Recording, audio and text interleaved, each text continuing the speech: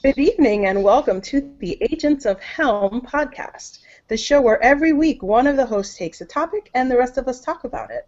Tonight it is my turn and we are going to talk about the afterlife. Some of you may recall a show I did a few months back on death. We tackled funerals and other cheerful topics. Well, today we are going to discuss what comes after the booze cruise and the Living in America Rocky homage.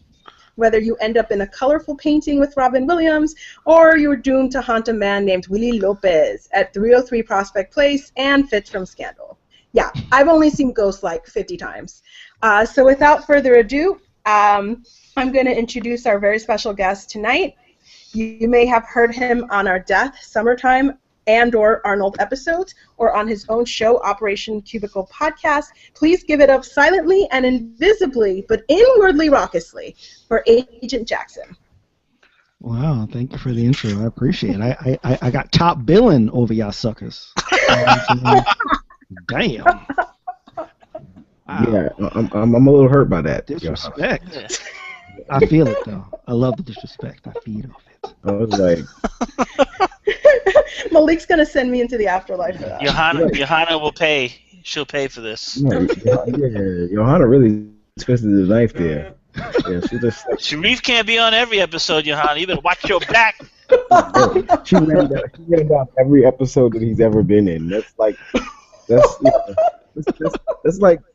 she gave you a Sharif. Seriously, you should feel happy that you're still alive, because that was one of those posthumous things that you get on the stage and you're talking about them, about like the shit that they've done over the course of their careers and shit like that. Yeah, that's what she did. She just ran down your entire podcasting career. That's a good point. Is that some kind of hex? Are you like putting hex on it? Like what? Yeah. Because next she's just gonna be like, and welcome Joe. Right? It's the adapted intro hex. Okay. Well, now I feel great and ready to continue. And I would also like to introduce the agents. We've got Malik. Yes, sir. Let's go on. Let's do this. Joe. Let's rock this boat. McKenna. Hello. And Lorenzo is going to join us when he can, when I'm sure he will give us a very flamboyant introduction as well. So let's get down to the dirty death business. The first question that I'm going to have you guys talk about is, what do you imagine the afterlife to be like? Or conversely, do you believe there is an afterlife at all? And because I see McKenna's face on the screen, you can go first. What? Oh. I saw your face on the thing, the Google Hangouts thing. Okay. Awkward. I don't know. Because the afterlife for me, like I was raised, in a family where that's believed in, and we, have always said that it's a wonderful place if you're a good person and stuff like that. And over the years, and this is going to sound very bizarre, over the years I've sort of like created this vision of what the afterlife is like, and I think that it's somewhere in between, like, I'm going to talk about this later just because it's like one of my favorite movies about the afterlife, but 5 People You Meet in Heaven, where the whole premise is that you have your own heaven and everybody's afterlife is unique to them and it's their like perfection. So somewhere in between that and what the afterlife is like in This Is the End, where everybody's hanging out and listening to the Backstreet Boys and everybody's in white and they're on fluffy clouds. So I like to think that it's somewhere in between those two extremes, for me anyway. That's where my solace is. And Lorenzo, would you like to introduce yourself to the people tonight? Hello, people tonight. My name is Lorenzo. Let's see. My thoughts on the afterlife. I sort of think like the whole universe is this big tree on a hill, and we are fruit of that tree, and we fall from the branch and we live our life, and then we die and we go into the ground, and then we become part of that tree again. Not exactly reincarnation, but just the idea that all energy is within the universe, and that eventually we're all heading towards a state of entropy, and that entropy means that all of our energy is going to join together. Basically, I believe that everybody, like all the religions, they all pretty much believe in the same thing. They just phrase it differently. Yeah. But the idea that we all are eventually going to be one, I think everybody agrees with that, and science agrees with it too. See, I find that terrifying because I don't want to be part of anybody else. I just want to be myself, which I'm sure the Buddhists would have a lot to say Yeah, I about mean my it's attachment ridiculous to to my ego. think that you're going to have any ego because you're not going to have a brain. Your brain is going to be, you're not going to have memories because you're not going to have a brain. You're not going to be able to see because you won't have eyes. You're not going to have any of the things that you have now. I mean, it's just logic. I keep imagining myself as a worm, and I'm finding that disturbing. All right, Joe. So, the afterlife. When I think about the afterlife, I kind of hope that, I hope to live a long time and be far older than I am now when I eventually pass away. And I think of like when we go to the other side, I'm hoping that you become like your younger self or the self that you were at your best. You know what I mean? Um, while you're there, and hopefully heaven. So yeah, that's what I think about. Then you're surrounded by everybody. You go and you meet everybody else that has gone before you, and you reunite with them and with loved ones and stuff like that. But a part of me also believes that there is reincarnation. That maybe there is no afterlife. You die and then you come back in another body, and maybe you hear all these people have recollection of previous lives. I don't know if they're telling the truth or not, but I think there's something to it, and maybe you just come back as somebody else. Yeah, I hope you don't come back as like a roach or a dog or something, but you come back as another person, and maybe the things you couldn't accomplish in your previous life, you're able to accomplish in your next life, as somebody else, So that's where I am on that. I tend to agree with the reincarnation thing, mostly because, like, I've had a lot of experiences where I've met people or been places, and I'm just like, this feels right. It feels like I've known you forever. And I know some people have, like, I don't know, more scientific reasons for that kind of feeling, but I do feel that it's, like, due to past lives. Sharif. Man, she purposefully put me last after the top billing on the intro. I can appreciate No, that. I think Malik hasn't gone on. Yeah, Malik hasn't gone yet. So you've skipped Malik twice. Well, then we're not counting Malik, All right, so my theory on the afterlife is kind of a two-part thing. The first thing is I think that if you die normally, meaning you just pass away, like you're not like dismembered or anything crazy like that. I do think that your brain is still somewhat active, even though it can't be sort of like detected by our technology. So I do think that you're in basically an extended dream state, like before you actually, you cease like sort of biological function. So I do think that like people that are medically dead are basically in a dream state, meaning like whatever your current dreams that you experience, if they're normal or they're crazy, it's just basically your brain's way of reconciling with the fact that it can't, identify anything else, that's like going on from blood pumping and like all that stuff. I do think after that, after you sort of cease like biological like functionality, I do think that the afterlife really consists of sort of being able to access these other dimensions of space-time that scientifically we've proven exist. Like we definitely know that while like we live in a four-dimensional world, like we, have equations that prove that, there's 5, 6, 7, 8, 9 dimensions.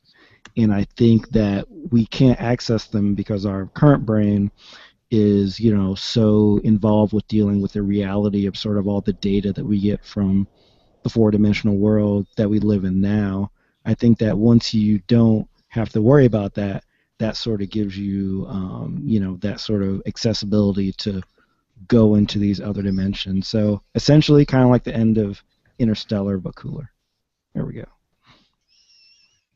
That sounds amazing and may potentially be my favorite of all of these. Sorry, the rest of you. Now, Malik. Malik might have an even better favorite, so you can go. Now, my shit is chopped liver in comparison to that. Seriously, you really, and I'm starting to realize, Sharif, it's not you. It's this whole Walking Dead situation. There's only one black guy allowed per episode. Apparently, be Tyrese. Apparently, I am. Apparently, that was me. so we're probably getting to the truth about what happened to Taylor. Oh no.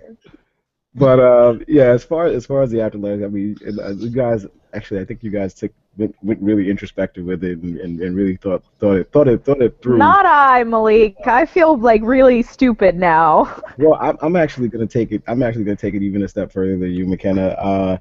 This is what I would like here to be. I actually look at it from the perspective of, okay, so you die, you wake up, and it's like being in the principal's office. Like now you're getting ready to get your report card for your life. So you sit down and you sit down with whomever is in control of releasing us into this realm of existence. Sits down with you and is like, all right, remember when you were 14 and you did this?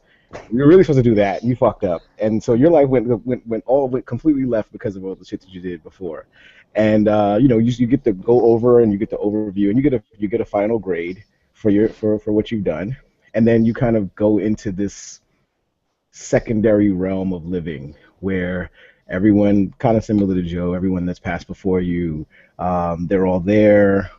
They're all accessible. You can get selfies done with all of your favorite, superstars, and yes, there's still a shitload of concerts that you can't get into because you don't have the money. For the grade, he didn't have a good enough grade. Yeah, exactly. You're judged by your grade, so you didn't have a good enough grade, so you can't get into that Rick James concert. Like that's what the afterlife would be for me. That's what I would hope that it is. I would hope that I'll get there and it'll be like, oh, there's this Biggie and Big Pun thing going on in like some pseudo version of New York. You want to go there? Sorry, you only scored an 87 on your life grade. Would you like to go back and relive from 14 to on, and then your consciousness gets sent back to your body? Like I feel like it's just continually, like it's just a continued circle, and your consciousness leaves and it comes back at certain other points. That's all. Cool. That would be cool to me. I like that you get a me. second chance to fix the errors. That's pretty dope. I would love Seriously. that. I would love that. Seriously. It's like Back to the Future, but dead. Style. Everyone is dead in this Back to the Future. I actually feel like it's more like the butterfly effect. Yeah. Everyone's favorite. Yeah, I was thinking that. Ashton Kutcher movie. It sounds like in this one, it's not so. He's not going to wake up without any arms and legs. right, Lily?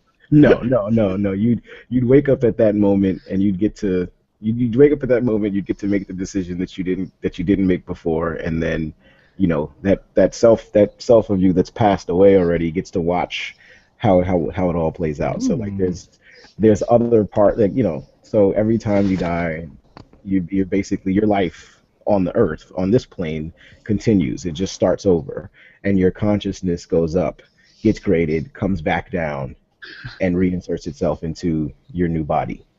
So and then do you watch think there's like a? Do you think there was like a way that you should, like, there's always like the right choice to make? Like with every decision you come to. Do you think there's like a path, a perfect path that we have the potential to walk? I don't think that there's a perfect path. I think that that's the I think that's the fun of it, and that's the interesting thing of it from my perspective is like there is no perfect path. I think that there is a path based on who you are and based on your soul and things like that. Like there's a path that you generally select. And I think I honestly like when I think about things like deja vu, that's kind of where I think that it comes from is like your conscious self has selected this path before, and that's why this experience is something that's relatively recognizable to you because this option came up to you at some point in time in a previous life, and you chose the exact same path, and it just kind of defines who you are and what your soul is and who you are as an individual. So it's kind of like there are certain things that you may or may not do a little differently the next time around, but for the most part, you are who you are, and when you live your life again, you make similar decisions based off of those. And let me ask something here. So, all right. So based off your decision, isn't there like in Sharif and Johan and guys tell me if I'm like way off base? Isn't there another dimension where you make the opposite choice, another timeline, right? Where you say yes in this one, but you say no in the other one. Like a Bizarro Malik.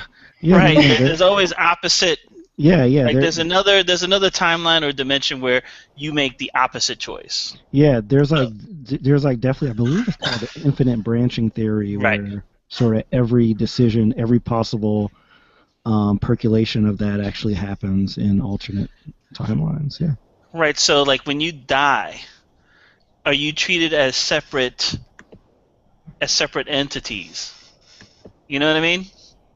Well, do you remember that was it a do you remember that movie? I think it was called The One. And I mean that was with Jet Li. Yeah. Jet Li, where like he's got to go kill all the other versions of himself, and then he becomes like an all powerful version. Maybe that's what it's like, sort of like Highlander. But you did you guys ever see Another Earth? Another Earth. Another Earth. Did anybody see that movie? Mm-mm. It's a similar thing where there's another I don't remember exactly the whole point, but like another Earth that's like an exact replica of Earth like enters the atmosphere, and it turns out that like the day that they like met, the Earths like entered each other's atmospheres. The timeline that had been going split, and all of a sudden they could make like different decisions on Earth 2 than they could on Earth 1. So there's another you on the other Earth that has up until the point of like when the Earths met is the same as you, but then like in the last like 3 years all your decisions have been different, so you're like a completely different person, and it's all about like meeting your other person. It's really interesting. Yeah, I remember that. I would love to meet that. I think that version of me would be a boss. I think he'd be hot. I think he'd be, and he and I could talk about like all the decisions that, like we both made at the same time, but the decision that he made turned him into what he is, and the decision I made turned me into what I am. Yeah, I had to remember the name of that movie because at first I thought you were talking about After Earth, the Will Smith movie. No. No. I was like, how did we catch that? Crap. How did we get here? Yeah. In Another Earth, she's like the main character. She got in a car accident and killed a family, and so because she went to prison and has become like this total second citizen. And is like really like it's just she's really like downtrodden, and then she like meets herself, and she like made all the right decisions, and she's like super smart and like really successful. I need to watch that again. It's really good. I know I've seen it, but I need to watch it again. So that's my take, Johanna. That's also awesome. Yeah, that's cool. And I want to thank you guys. This has been such an awesome Is it over? Damn. So be sure to tune in next time. To the after show. To the afterlife of this shit. I don't know what's wrong with me. Okay, I meant this segment. Thank you guys for participating so intensely in this segment. Oh, Malik, I also, because I talk a lot about death on this show because I'm terrified absolutely terrified of death. So one of my theories is like whenever there seems to be some point of danger, like you said, it's like one part dies, but like your consciousness kind of just keeps going, but you don't know whether it's like just your final moments before you die. Like it's just like this long moment, this long, interminable, often tedious moment. Right. Yeah. So we're going to head into supernatural experiences, whether that's, well, let's start with one question. Yeah, do you believe in these paranormal experiences, these ghosts, these near-death things that people say that they've experienced? And we're going to start with Lorenzo. No.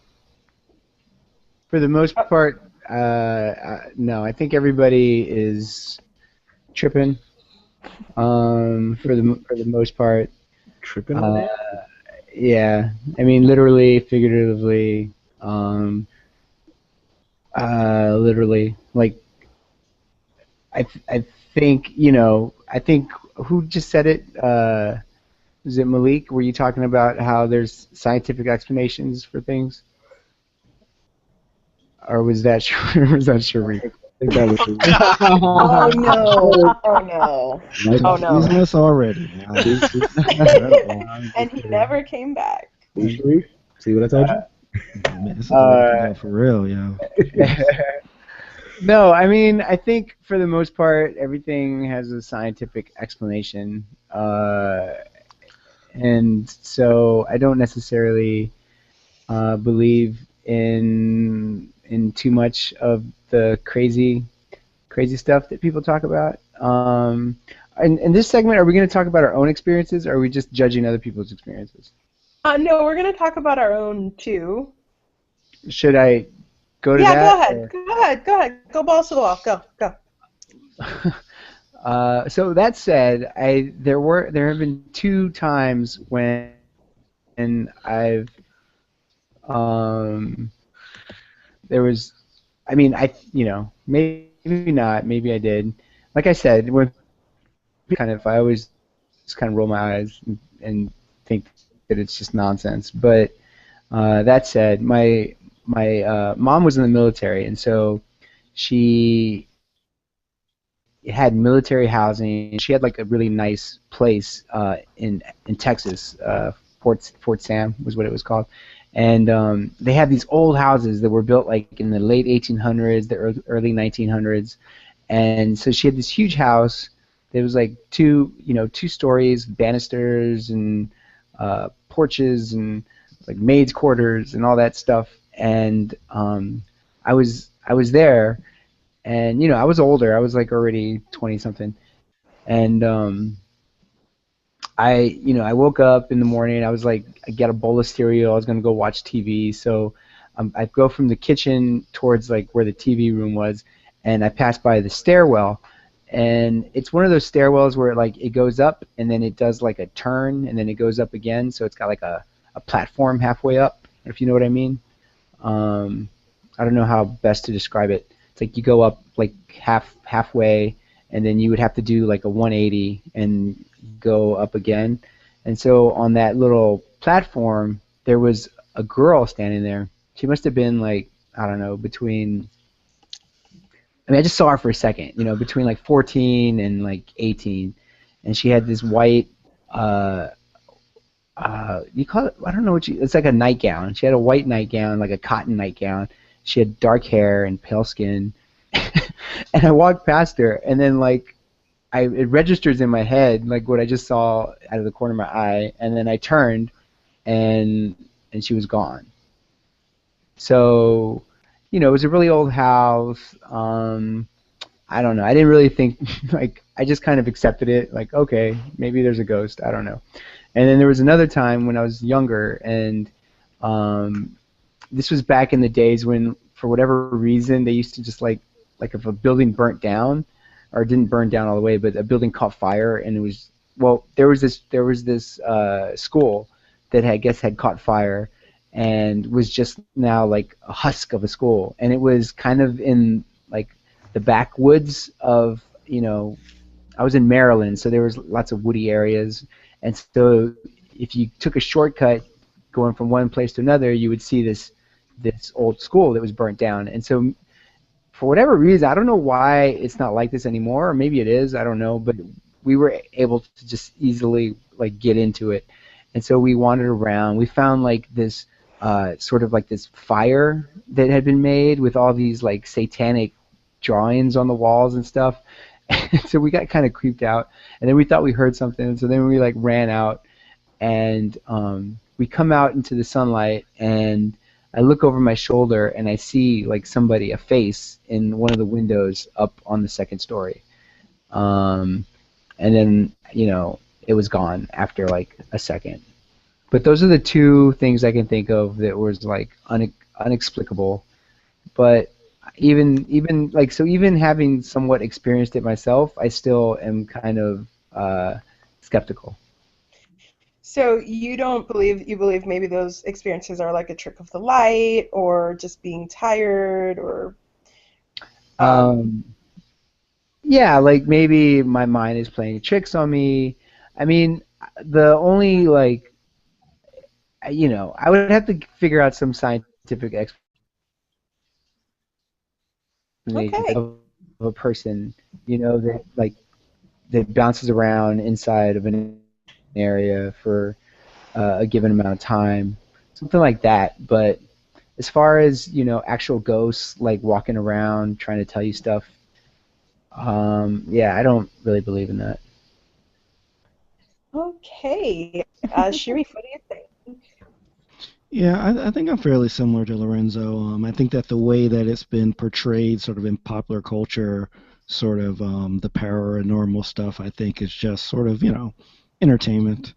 I think that just our, the way that we've evolved and our brains have evolved over millennia of stories and that kind of stuff, that we're kind of, almost, trained via evolution to, look for stuff, to look for things that are just off. And I think that there are some people that are more sensitive to that than others, and that usually results in people that claim to see ghosts or that kind of thing. So I do think that is something that's kind of hardwired into us. I mean, obviously, human beings have been telling stories and that kind of stuff for very, very long time. And I do think that, just like there's, genetic differences between different people, that, that people's brains evolve differently. And I think, well, not evolve differently, but have like different sort of like genetic types to it. And I think that that's one of them. As I said, sort of in the first part about the afterlife, like while I do believe in kind of the multi-dimension theory kind of thing, I don't think, like I said before, that we can access it while we're alive.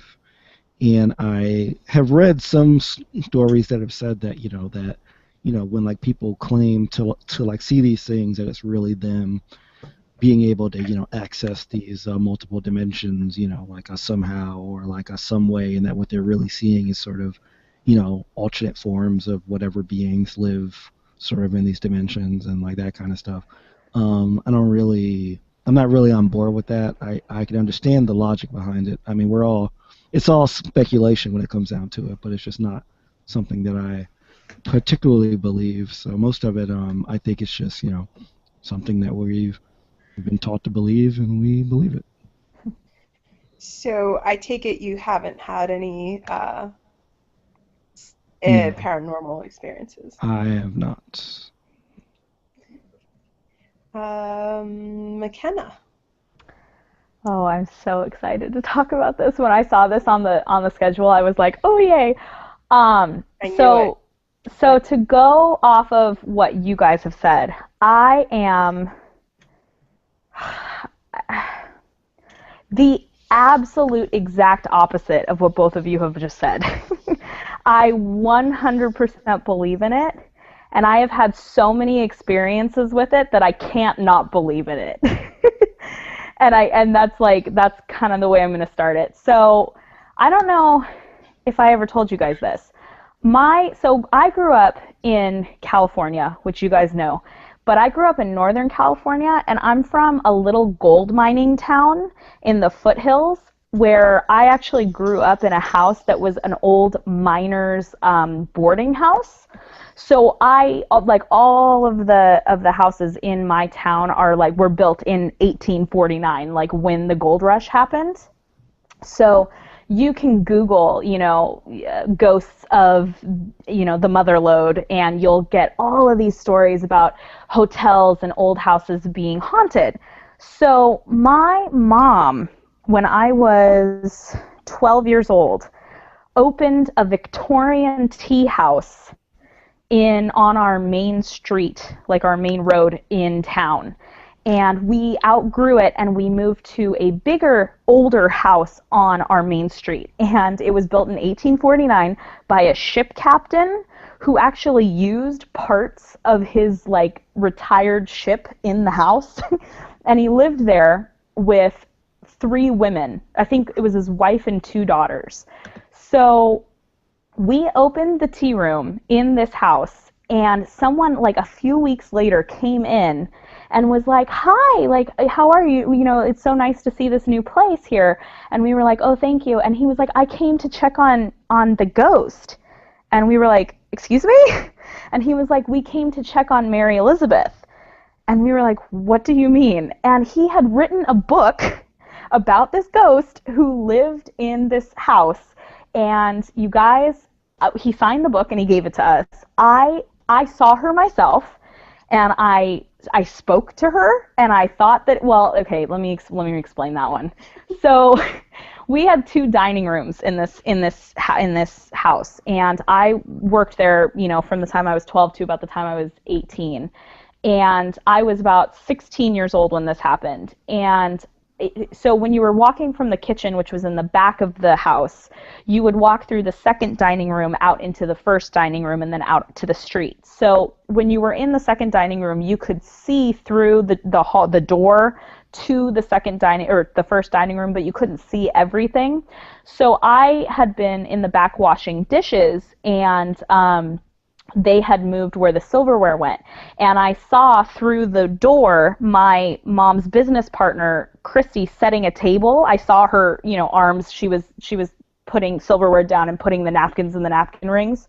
And so I had all this silver in my hand, and I walked out to her, and I was like, "Christy, where did we put all of the silverware? I don't see where it's kept now." And she turned around and walked out to do another table.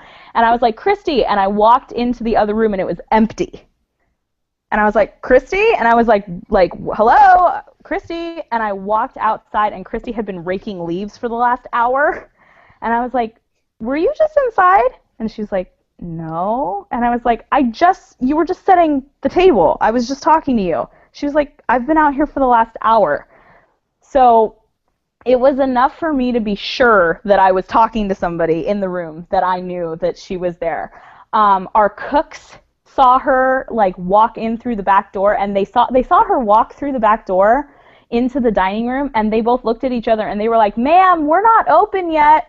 Ma'am, and they went into the other room, and nobody was in there, but it was enough for them to "Ma'am, hello." And then we had all of these we were all cooking one day. We were in the middle of a rush, and we were all cooking one day, and we had these beautiful bay windows all in the kitchen that were painted shut. They had been painted shut for years and years and years and years. Oh God, I'll never forget this. We were all running the tea and making the sandwiches and doing all of this. And all at once, every single bay window in the kitchen burst open, all the paint chipped, and they all just burst open at the same time, and we all screamed and threw stuff and didn't know what was going on. A fire was set in the middle of one of our teas one time. Just a fire started in the middle of the second dining room. My mom was pushed off a ladder one time. We had a set of nails. We were setting up one time, and we had a box of nails, and I was hammering nails into the wall, turning around, picking up a nail, hammering a nail, turning around, picking up a nail, hammering it, and I turned around and the nails were gone. And I was like, "Everybody, you guys, where are the nails?" And they were like, we didn't take them. And they showed up a week later I was making a sandwich, and I turned around, and the nails were sitting in the middle of the prep table. They were just sitting there exactly how they had been, just in the middle of the prep table where all the sandwiches were. And I thought someone was making a joke, but everybody swore that they weren't. I mean, I could keep going, but there are so many stories and there are so many tales of Mary Elizabeth, and we have pictures of her, like, it's 100% true. I'm not making this up. You can ask my mom, you can ask anybody who worked there. Mary Elizabeth was alive and well, and we had people come in who said that they could feel a spirit and like the whole 9 yards. So if you guys ever want to hear more tales sometime, I'll let you know.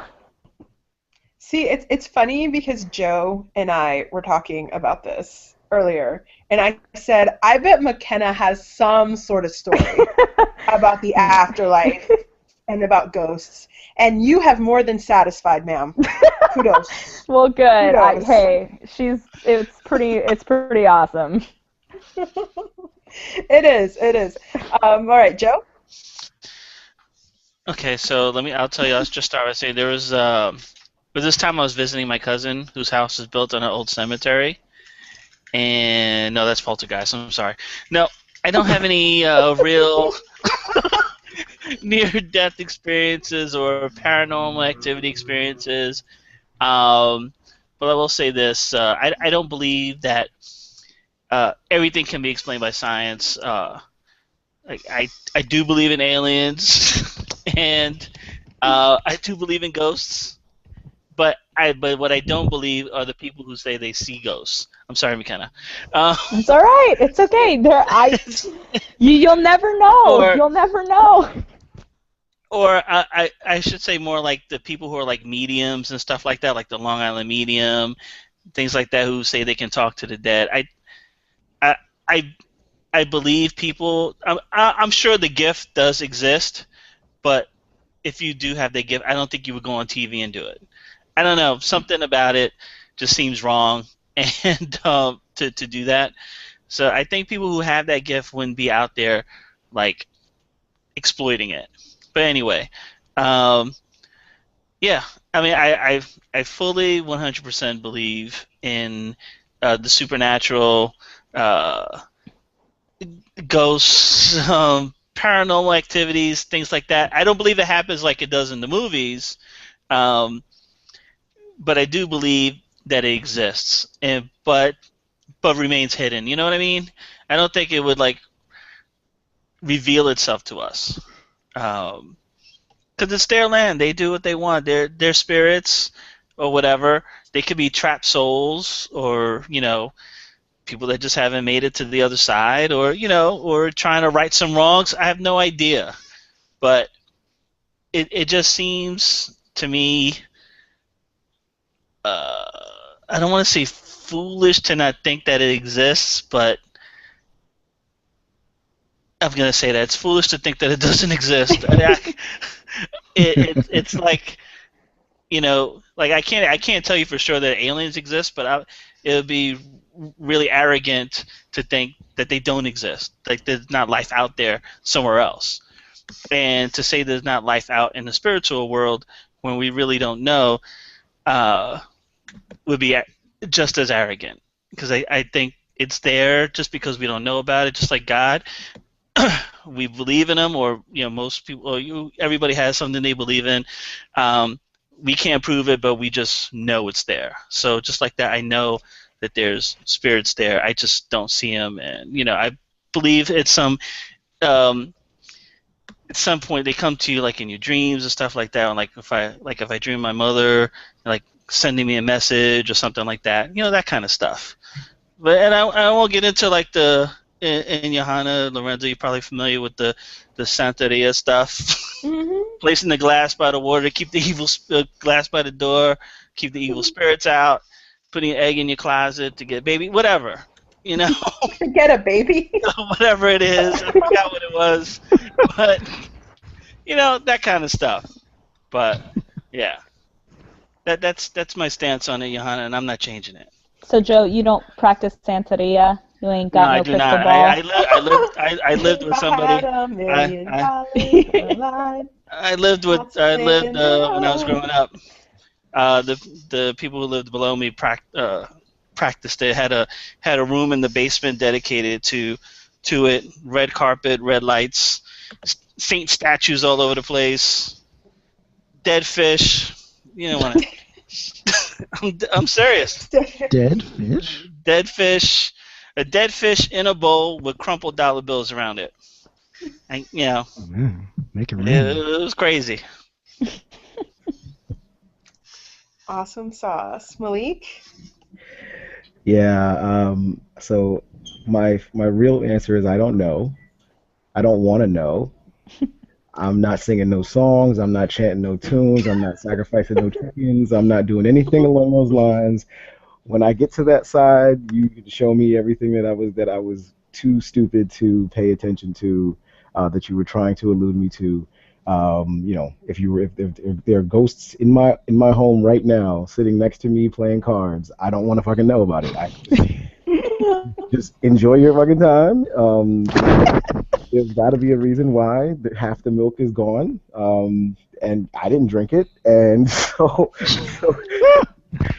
look, I'm completely perfectly fine just explaining it as if, all right, one of the kids did it, even though the kids swear that they didn't. Like, there's so many opportunities um, for me to kind of think in that perspective. But you know what? Fuck that. I got bills, man. I got other shit to think about and shit.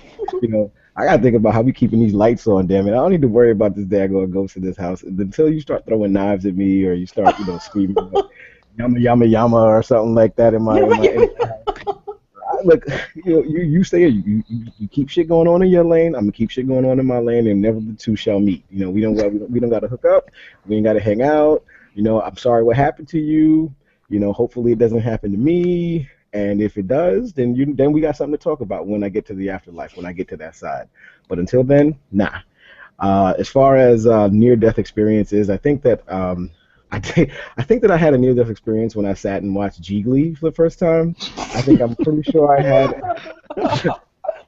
I'm, pre- I'm pretty sure the Catwoman movie starring Halle Berry took a few years away from me, and I am damn positive that the Godzilla movie with Matthew Broderick. I'm pretty sure I had an ulcer, or at least a partial stroke there, and started seeing white. When I so yeah, so those would be the only near death experiences that I can come up with. Well, that's certainly very pragmatic and probably a better way to be than I am. Like, I definitely believe in ghosts. They scare the shit out of me, just like death. Unfortunately, I've had ghosts around me. I'll give you one example. We moved into an apartment in the Bronx, and I was taking a bath one day, and I heard this doorbell ring, and someone came to my door and was like, "Rosalind?" And I was like, "No." And she's like, "Oh, well, I used to come visit her to bring her food." I'm like, shit, somebody died in my apartment, didn't they? Like, she's like, "Oh, no," with the way that people say that, like someone's died in your apartment. No, that So sounds like it just meant she died, and her friend clearly didn't know. I think Clearly she had no died in that idea. apartment, and Mm. I'll tell you why. Because I think this woman did not like alcohol. So this anytime that we ended up having to stock our liquor bottles in the freezer and wherever, like, they couldn't fall off anything, because if we didn't, like, the bottles would fall off Mm. whatever surface they were on. And she did not like liquor. There was one time that I tried to cook with whiskey, like, to just, you just add the whiskey to add a little bit of flavor, the alcohol burns off, and the entire, like, pan just blew up in fire, like, just fire, just straight up, really terrifying. If my mother-in-law hadn't been there, it could have been an issue, because she's a nurse, so she was very like, "Okay, we're gonna do this and this and this and take this." Um, so yeah, we just learned to not like to keep. We used to keep our alcohol in the the cleaning supply like a cabinet under the sink. Um, so there was that. I definitely have had, like, experiences, like my dad died like 9 years ago, and I've had experiences where I've felt him with me or I've had him help me. Not to like get super personal, but my father actually had to. He came here illegally. He crossed into the border. He walked across Mexico, and it was very difficult. He never really talked about it. There was one day that I was extremely dehydrated, and I almost fainted on the train, and I was like, I was telling Dad, I know you've been through this, like, tell me what to do, and he's like, all I heard was like salt, and water is what he said, salt and water. So obviously salt, like, keeps water in you, and then water, and then I got to this taqueria, and I heard another voice that was like, eat, like, you have to eat, and I was like, I don't want to eat, like, you have to eat. And I guess some people would say that that's some sort of inner wisdom, but I think it was like my father, and there are a lot of other things that have happened similar. So yeah, I definitely believe in ghosts. It's hard to reconcile with like reincarnation and these other things, I believe, but fuck it. I believe in that. Hey, Johanna, I was just thinking the ghost that lived in your house, she might have actually liked alcohol and she just didn't have her ghost powers yet where she could actually hold shit. So every time she tried to grab something, it just fell. She wasn't angry enough. You have to be angry. She was trying to get a drink. She was trying to get a damn drink on. Feel the hate inside you. Feel the hate, yeah. So just a different way to look at it, that's all. It's totally true. Maybe she was pissed because she couldn't drink it. Couldn't drink anymore. And so we kept... Yeah, and we didn't have a kid, so there was always lots of alcohol in the house and everywhere all over the place. Pissed off. And, now in our new apartment, we keep everything up, like, above, like, level, so Aviva can't get in it. But we couldn't do that at the old place. Okay, so we are going to talk about our favorite afterlife movies. Hollywood is really into this idea. Whether it's Ghost, which is very romantic, or Down to Earth, which is not as romantic. So we're going to start with Malik because I feel like I've been putting Malik last a lot, and he's been silently resentful this entire time. So go. No, I'm perfectly fine with going last. I felt like it gives me an opportunity to really think about what the hell I'm going to say. But no, that's cool. I get to make sure that nobody takes any of my ideas, so I don't have to read. So I either have to go first or last. I don't like going in the middle. But anyway, so of the list of movies that you gave us, I thought about some others. I thought about one other that I cannot remember off the top of my head right now. I could remember the title, but I'll talk about it in a little bit. But off the list that you gave us, Ghost is definitely one of my favorites, and it's interesting because like Fitz from Scandal, he's always just been that guy from Ghost. Like honestly, I didn't even know who he was until I still don't even know. He's either Fitz or the guy from Ghost. Like I tell people all the time, I still don't know your name, dude. I have no clue. Tony Fitzwilliam or something like that. Yeah. I'm making it up too. President Ghost. Tony Goldwyn. Tony Goldwyn. Yeah, my wife tells me he's like related to somebody. Yeah, Metro Goldwyn Mayer. Yeah, that's the MGM, the G, Goldwyn. So he's like, that's who he's related to. Yeah, so he's a silver spoon, right? So whatever. But yeah, no, Ghost is a great movie. I absolutely love it. And as we mentioned earlier, Johanna, Whoopi Goldberg, absolutely awesome in that. Oh yeah. The Crow, another one that I absolutely like. That's just, to me, I think that's just a great film. And the whole story about the death of Brandon Lee and on the set of that film and how auspicious it was and how all those phrases and words that all the things that kind of tie into what you and McKenna were talking about with like these weird occurrences connected to that. Poltergeist. Would Poltergeist be considered like an afterlife film? I mean, even though it's a I ghost. think so. I think it's like spirits trying to pull it to the other side. So I don't know if it's an afterlife. Well, I mean, it's whatever. It's on the show. Yeah. On the show. I mean, I kind of I think of that as an afterlife film. So that was one of the ones that I picked. But the one that I was thinking about that actually really it's kind of an afterlife film, but it's kind of not. It's scary, and it's probably the one of these films that scares the living shit out of me. And I'm trying to remember the name of it, but I think it's called Alive. But it's basically a film where there's a guy, I can't remember the guy's name. I think it's Hayden Christensen, the guy that the guy that's in the Star Wars shit. Yeah, Who totally. messed up the Star Wars shit? Yeah, he's a horrible actor, but he's married to some woman, and like he has to go in for like a surgery procedure or something like that on his heart, and they supposedly like have knocked him out, or like they supposedly he's completely dead, but his brain is still alive, and he can feel everything that's happening to him, and like his brain is still able to like and his body can still feel, but he's completely paralyzed and he can't do anything.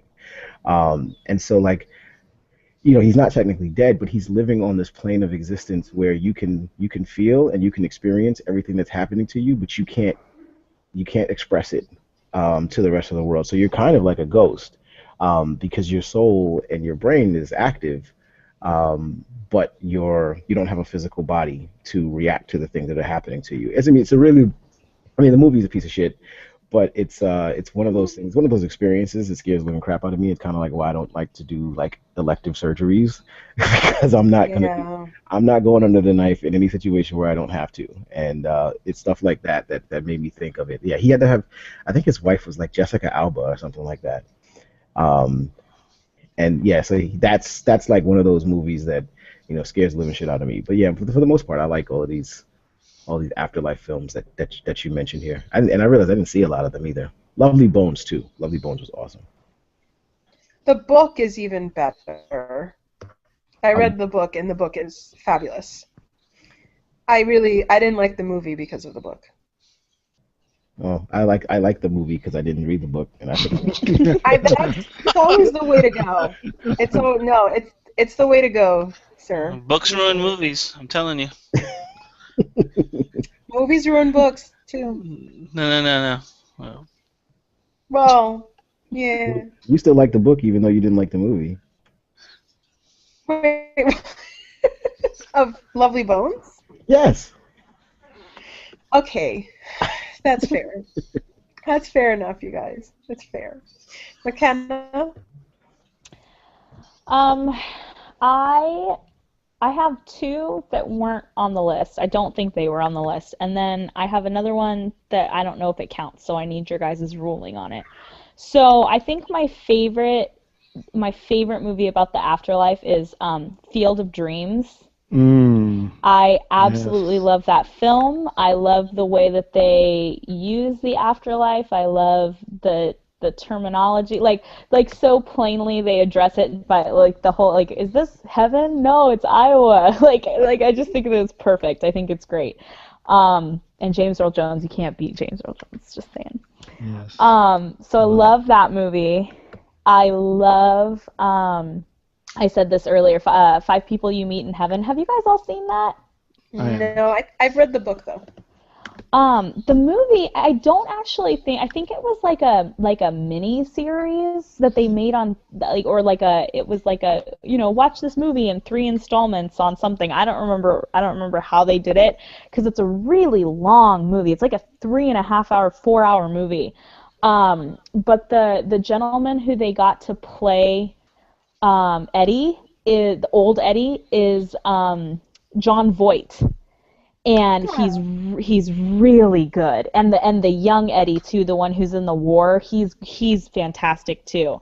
But if you guys haven't seen it and you guys are like looking for a long movie to just kind of like hang out in your pajamas and watch one day, and you happen to see it, I know that's a lot of ifs, but if you guys, it's really good, and the end is really worth it, I think, because essentially what the idea is that after you die, there are 5 people that you meet in the afterlife that are in their respective heavens, because in this heaven is whatever you make it. But you meet these 5 people who were influential in your life for some reason, whether it be that you have to settle, a dispute with that person, or you have to know why you affected them, or whatever it is. You have something that you need to learn from that person before you can go to your heaven. And so when you watch the movie, the first four are really, really interesting, and you think by the end of the movie, you're like, who the heck is the fifth person? Like, I thought I knew who it was, but it's not. And the fifth person just kind of like knocks you on your ass, and you're like, oh my god, like, it's just really good. So if you guys are ever looking for something fun to watch, it's really good. And that's based off the book by Mitch Albom, right? Yes. It's the same story. And like I said, actually, I really, really enjoy Jon Voight in it. I thought he did a fantastic job. So there's that one, which is like this beautiful portrayal, and then like Field of Dreams, which is this really creative, like very touching portrayal. And then my other favorite movie about the afterlife, and I think this counts, is The Ring. The Ring. Does that count? Does that count? I guess it kind of I mean, does. I mean, she is in the well. Well, we were talking about like hauntings, and so The Ring. That's where she comes out of the TV, right? Yeah. She comes out of the well, with the tape. Oh, I mean, she is dead. I love it. And she does live through the tape, so I guess it does count.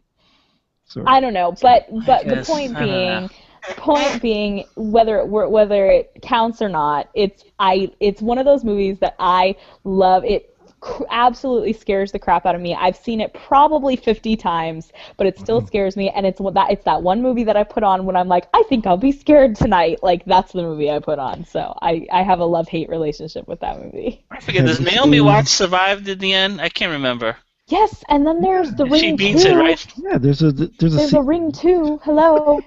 Yeah, but is she in The Ring 2 also? Yes. She made a copy, right?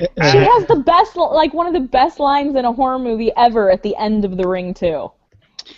Have you seen? She survives both of them? Spoiler. Joe, I don't know if I can talk right now to you. I saw the first one. I don't recall seeing the second one. The first one's really good because it's more of like a mystery, like thriller. Yeah, because then they track down the girl in the tape. Is just fucking terrifying. Yeah, the second one is way scarier. The second one is terrifying and creepy. The first one's like a really good thriller. The second one, the first one, yeah, it was great. I enjoyed it. It was like the big thing when I was like 13 years old to watch that movie at home alone in the dark with your best friend. Like, the second one, I had nightmares for 3 weeks. Yeah. Now, have you seen the original, like, Korean versions? Yes, and I still liked the American versions better, personally. Okay. But that's probably just because I have a real block when it comes to that entertainment culture. Gotcha. It is a different culture of horror. It's just a different kind of entertainment that I don't understand. Because McKenna's a red-blooded American. Fuck yeah. I know, right? I got my hand on my heart right now. I'm not.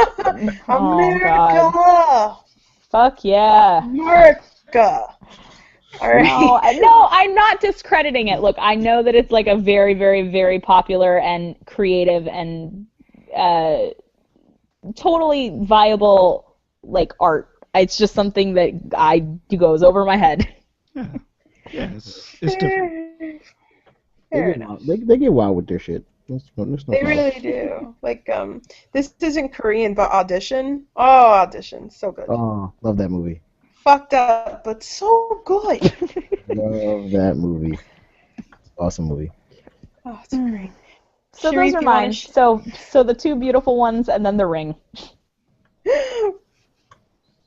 Making something ugly out of something beautiful. Mm-hmm. All right, Sharif?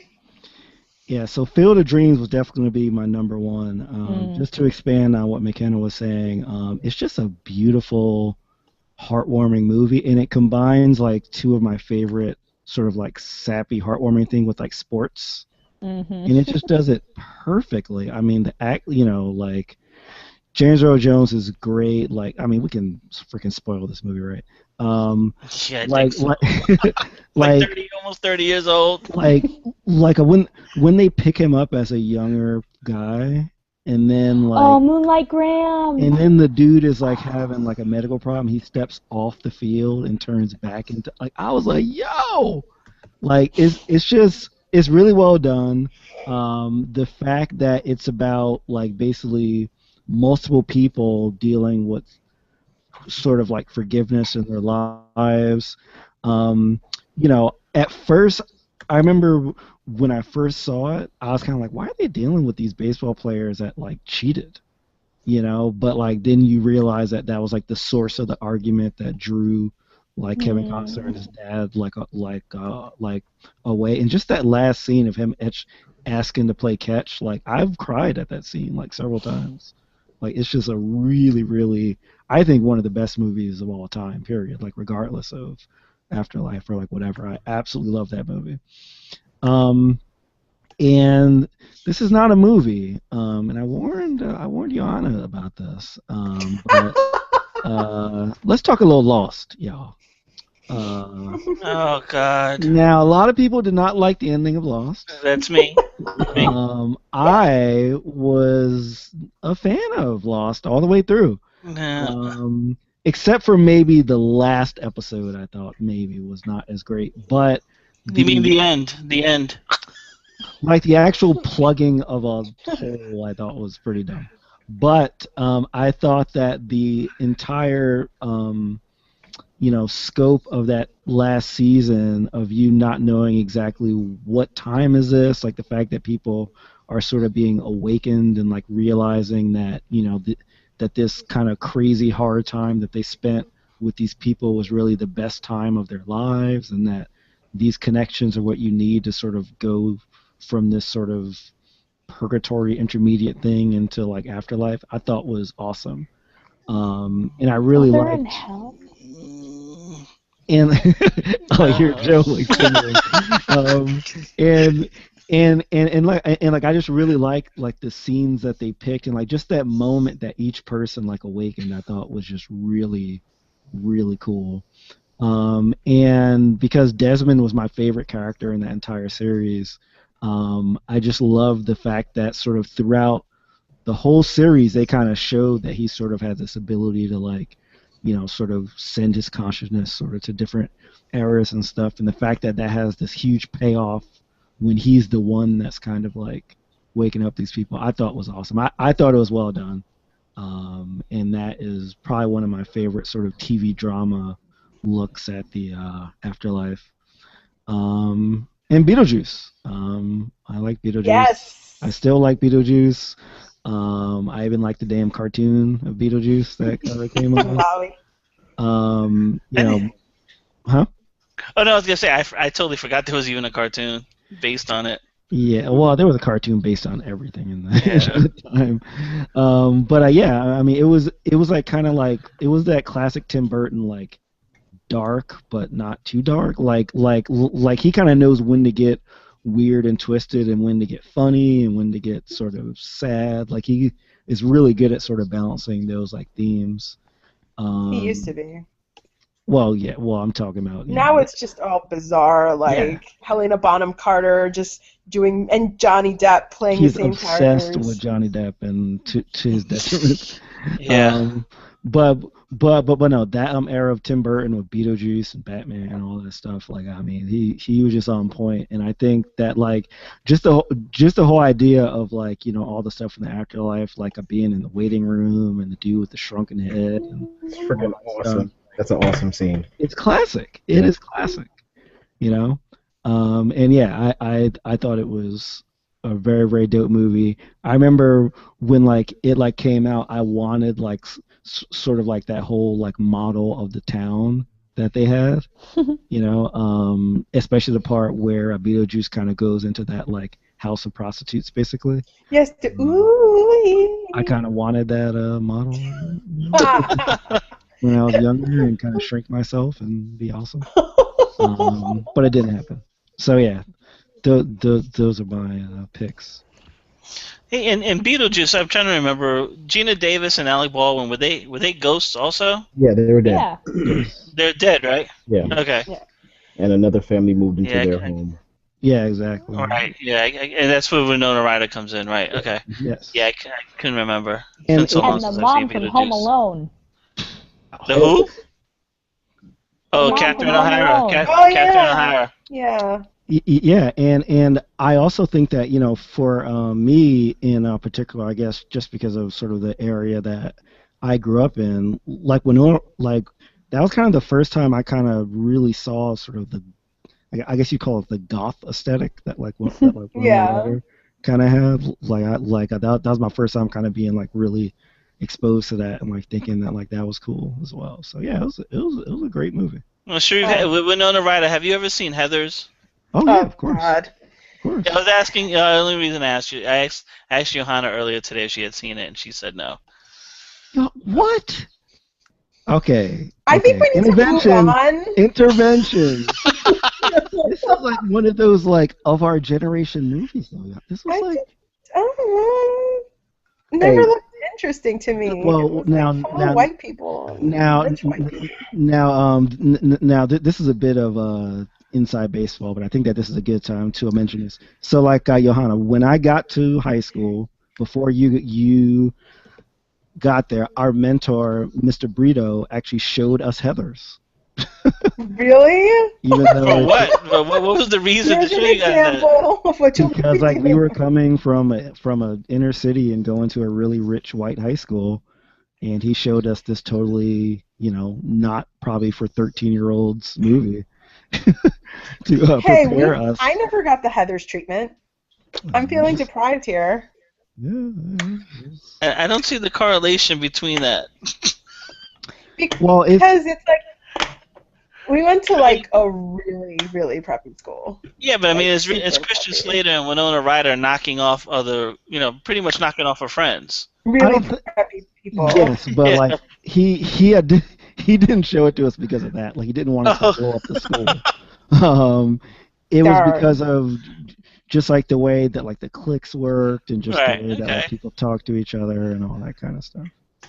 So, there's some I like- great '80s lingo in that movie. I like my explanation better. But let's go on to Lorenzo.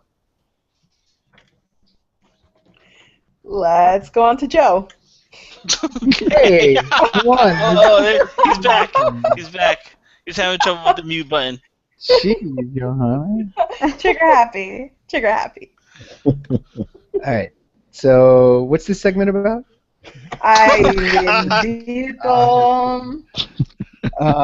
So I think top on my list would have to be Ghost Rider, followed by Mummy. I'm just kidding. All praise Nick Cage, man. we were waiting.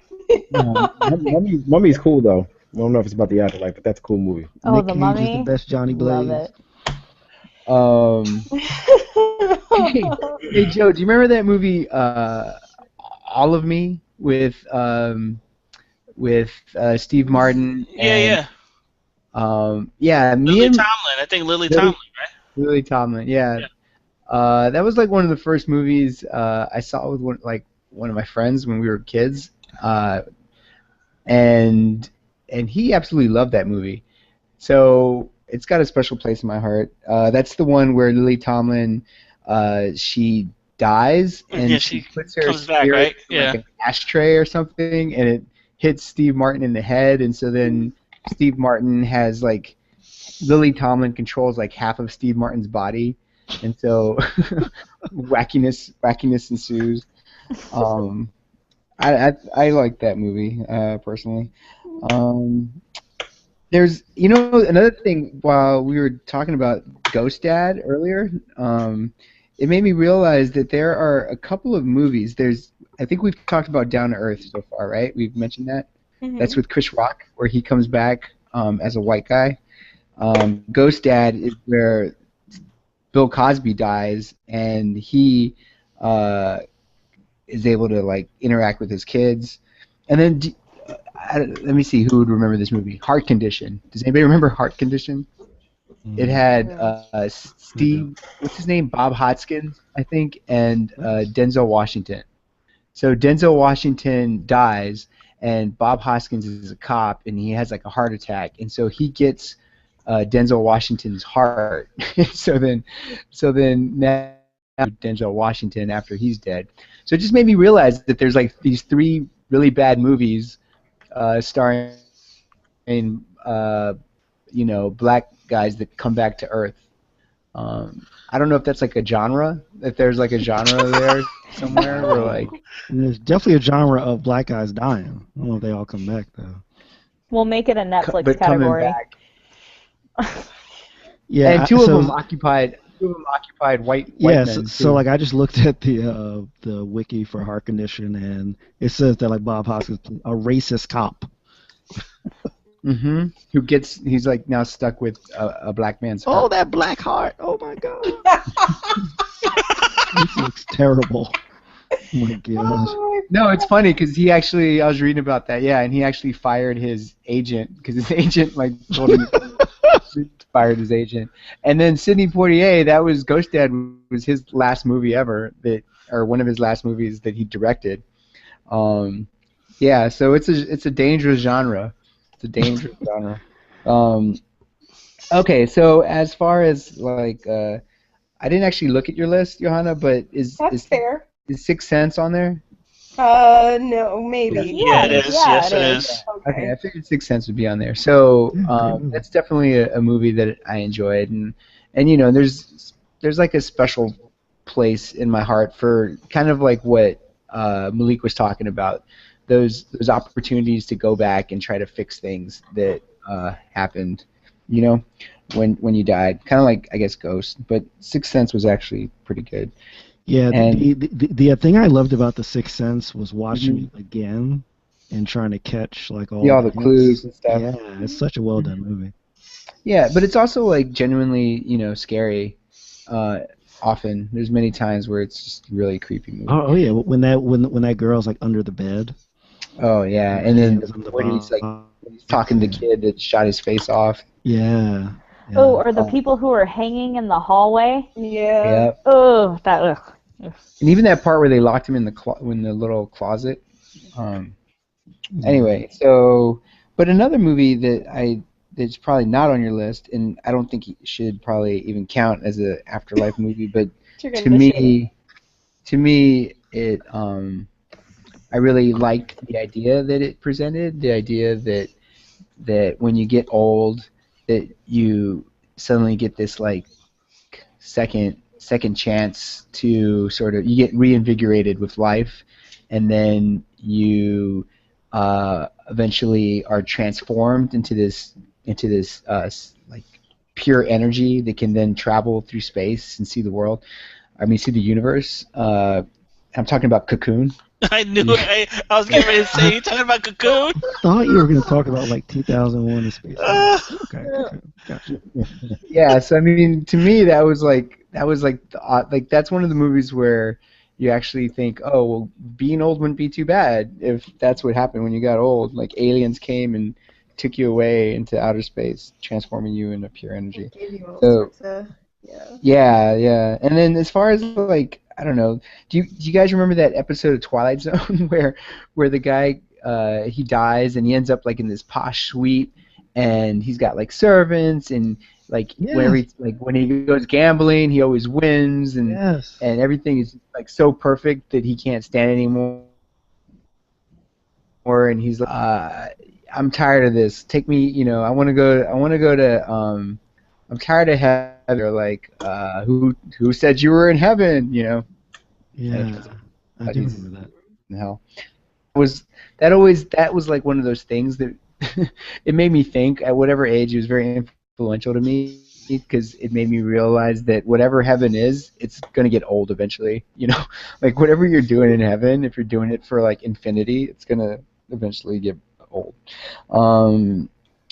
Oh, and then the other one I wanted to mention was Death Note. This is something that I've Oh, the manga. seen. Manga?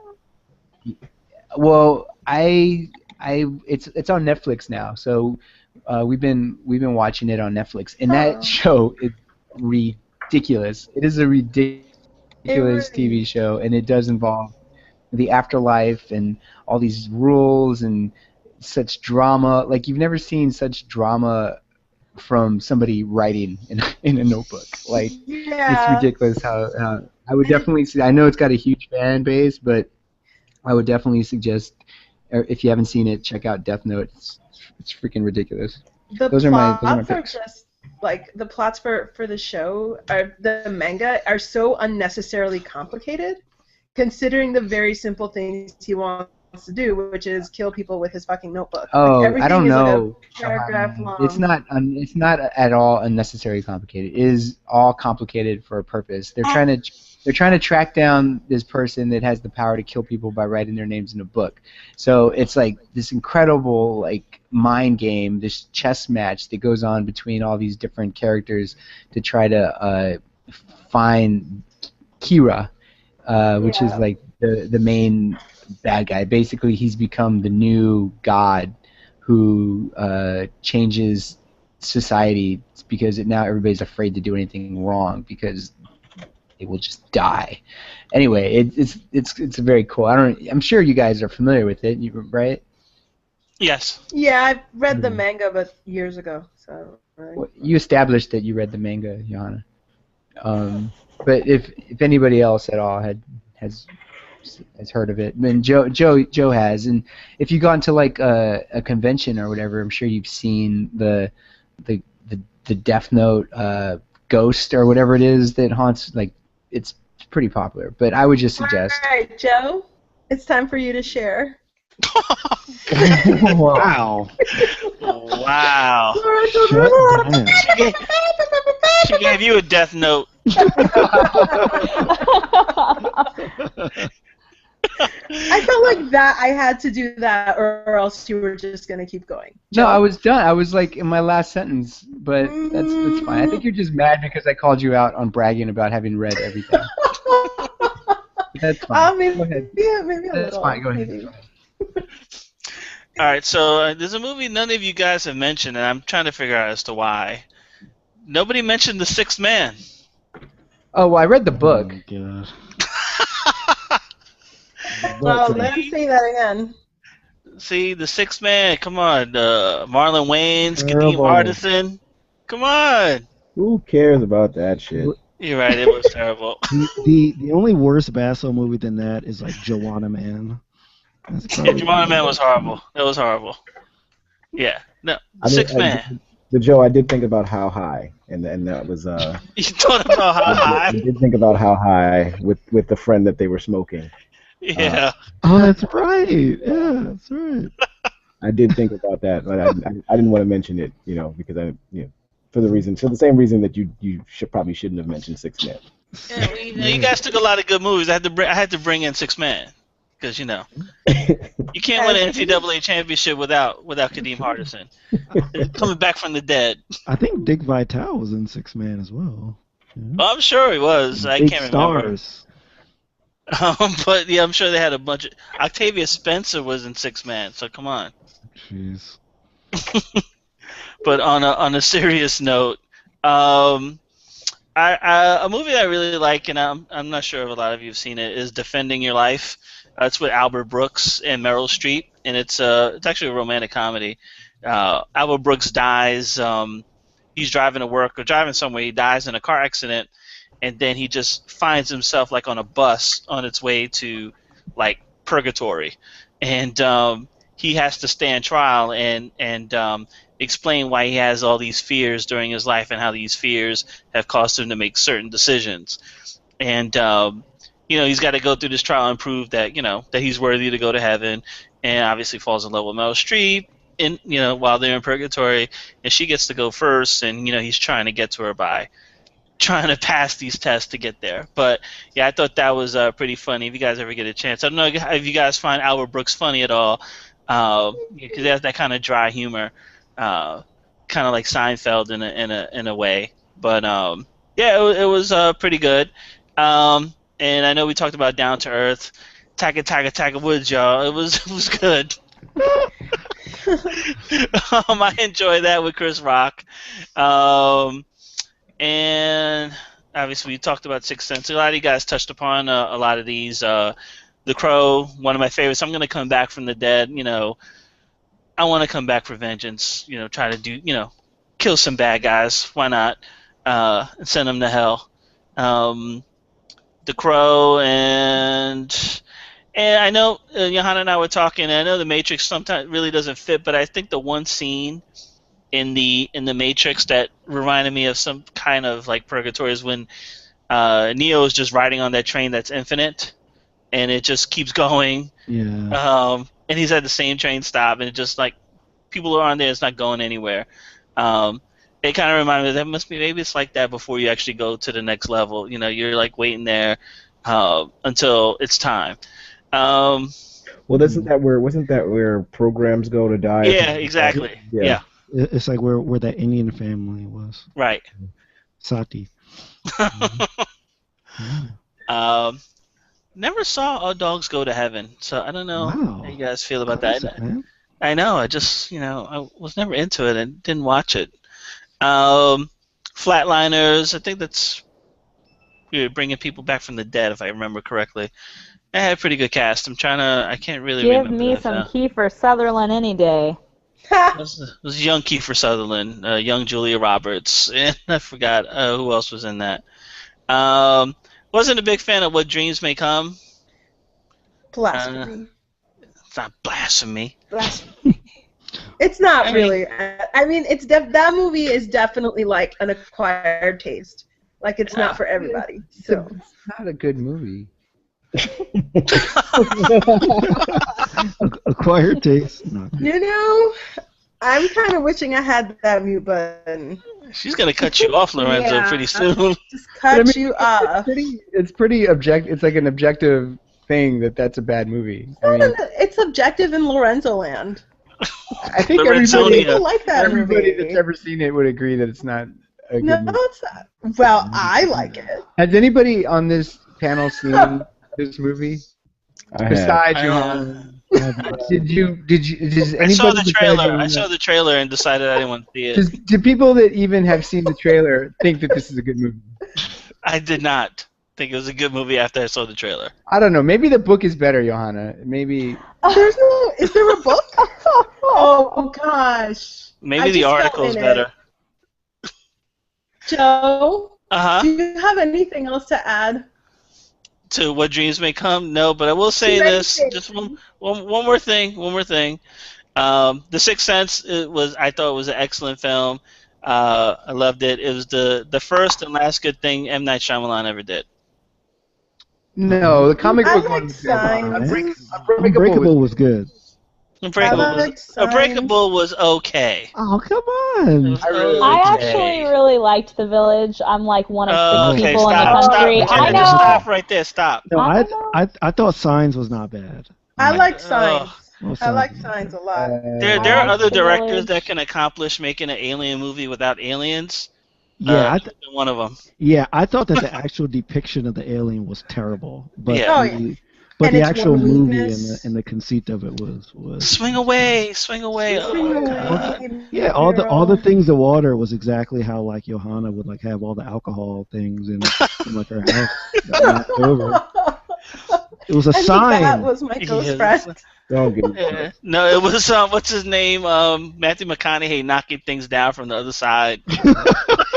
Yeah. He was like pushing things out the bookcase. Just knocking it down. If you'd have known Morse code, you'd been able to figure it out, Johanna. You could have been at NASA, right? I didn't see Interstellar, You could but have been chilling with Michael Caine. Come on. Yeah, you could have been chilling with Michael Caine in the underground. What did he call Spaceship. The underground Yeah, spaceship. the spaceship. take a selfie with Spaceship. Michael Caine. That's Yeah. funny. Like you literally had, like you just said, you had alcohol all over that house in like cups, just waiting for the alien. It was a different life, and that ghost was really pissed. Like everything was just going on the ground. It could have been Aviva in that space time thing, knocking things over, telling you could have like figured out the code. Mm-hmm. What's code 4? Yeah, these jokes are going over your head because you didn't see the movie. I keep forgetting. Yeah. Yeah. You That's guys are right. fucking with me. No, I It's think a good after. movie. I think The Last Airbender should probably count as a. What? Oh After- yeah. Stop! Oh my Because- God! Well, Because it was I think like the series should. after his directorial life. you know, that movie came out. Well, And what not about After Earth? After I don't know, Earth, I how think- about that gem? I think his first movie that was That just proves my point. Yeah. I thought his first movie that just had absolutely no redeemable qualities whatever was that Lady in the Water movie. Oh my gosh! Yeah, that movie sucked. That movie sucked. Not even as an airplane movie. And then it continued with The Happening. Yeah, I never saw The Happening either. The Happening is the one where everybody starts killing. Bad. I think you're It's better bad. off, Lorenzo. You're better off not seeing it. You'll be scared of the wind when you do. The wind's blowing. Mark Wahlberg was fantastic in that. Johanna, get this train back on the tracks. Yes, I was going to say, oh, Lorenzo, he's a backseat driver. Actually, I was going to segue into just capping off the show, first of all, and also giving you a little preview. Speaking of directors resurrecting their careers, or anybody, Malik's show next week is the companion edition to this show. So we'll have a little trilogy: Death, Afterlife, and Resurrection. So Damn right. Damn right, Malik. Damn right. We're bringing shit back from the dead. Like Michael Jackson, we're bringing the WAP back. We're bringing back everything. We're bringing it back.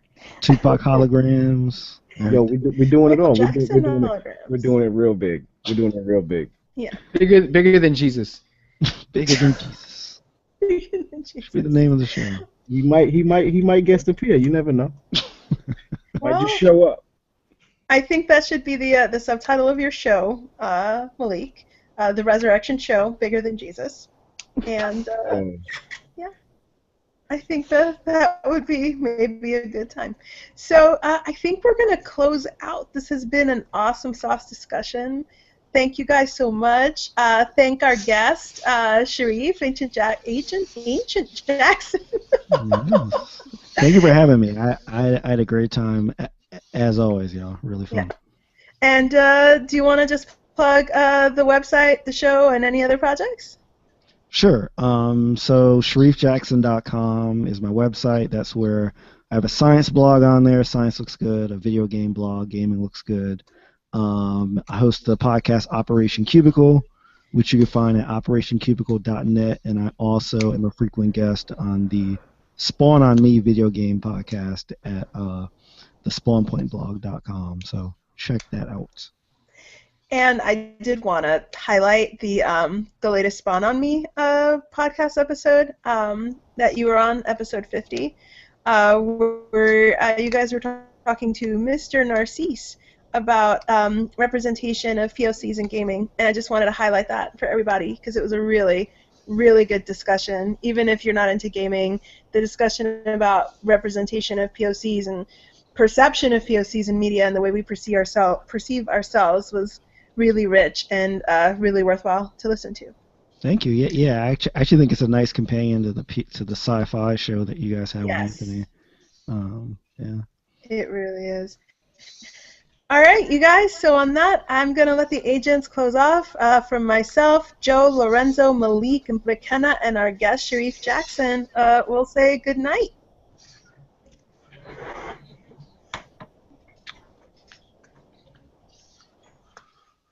I see dead people.